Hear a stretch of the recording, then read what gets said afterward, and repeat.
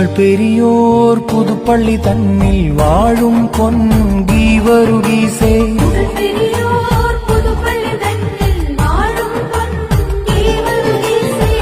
വർണ്ണ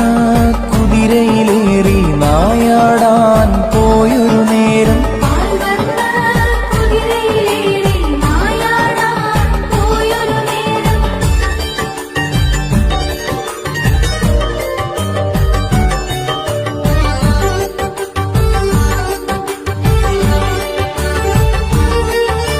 വഴിയരികിൽ അതിസുകുമാരി മരണത്തിനായൊരുങ്ങി